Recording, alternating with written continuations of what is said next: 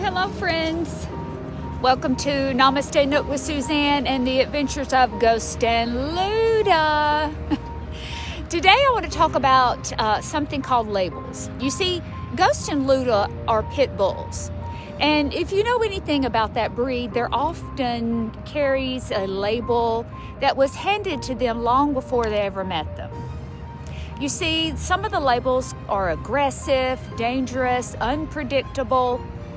But here's what I know about my boys and that breed. They're gentle, they're loyal, and they are affectionate, they're intuitive, and most of all, they're loved wrapped in a big muscle.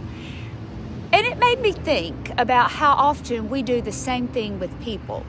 We see the outside, we hear the title, we notice a mistake, we catch a rumor, and we create a label for those people. But you are not a label. Let me give you an example of this. Let's see. Imagine you're in a grocery store and you see a can of peaches with a dent. You know, the scratch and dent or bent and dent kind of store.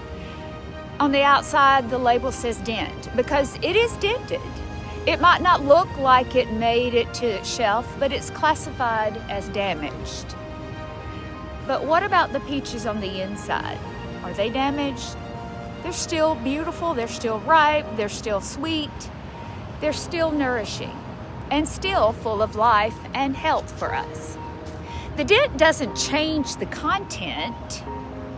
You see, Ghost and Luda may be labeled because of their breed, and you may be labeled because of your past, your personality, your job, your body type, your story.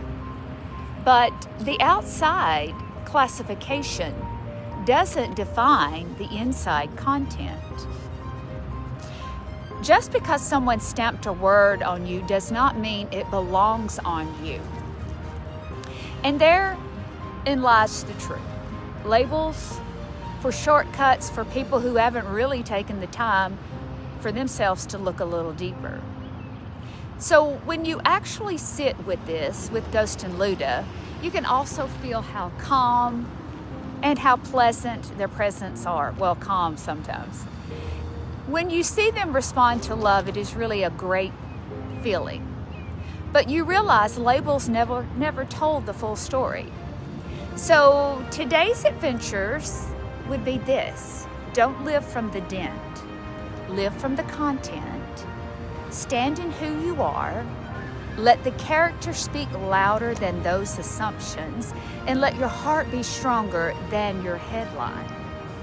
And if you ever have been mislabeled, let's remember this.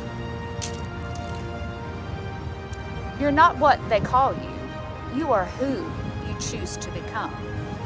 You see, from Ghost and Luda and the adventures thereof, and me at Namaste Nook, we'll see you next week.